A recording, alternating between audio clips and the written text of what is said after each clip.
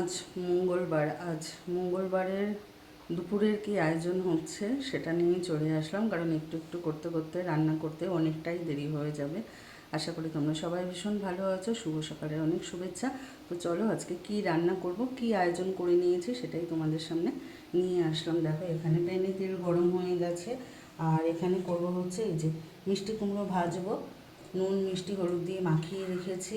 আর এখানে হবে দেখো এই যে হচ্ছে মিষ্টি কুমড়োর বীজ, এটা ভাজবো কর্তা মশাইয়ের জন্য, উনি ভীষণ ভালো খায়। আর হবে এখানে দেখো ফুলকপির আলুর রসা সেটা, আর এখানে হবে পুঁই শাক। তো চলো এই যে সব সমস্ত সবজি কিন্তু এখানে ধুয়ে গুছিয়ে নিয়েছি। আছে মিষ্টি আলু, আছে তোমার হচ্ছে মিষ্টি কুমড়ো, আলু, বেগুন, কাঁচা লঙ্কা, সমস্ত রান্নাটা কাঁচা লঙ্কা দিয়েই করব।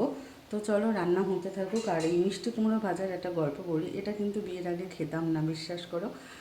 শ্বশুরবাড়িতে আসার পরে মানে বিয়ের পর শাশুড়ি মা দেখতাম যে কর্তামশাইয়ের জন্য ভেজে দিত।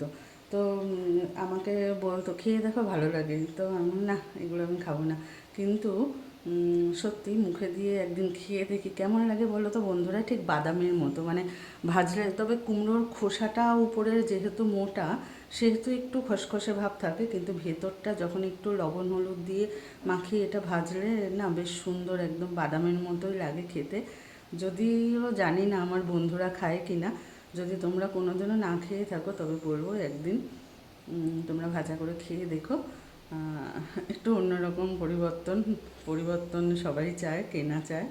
তো সবাই ভালো থেকো, সুস্থ থেকো। আবারও দেখা হবে পরে, আবারও আসবো ছোট্ট ছোট্ট গল্প কথা নিয়ে। এখনকার মতো এতটুকু।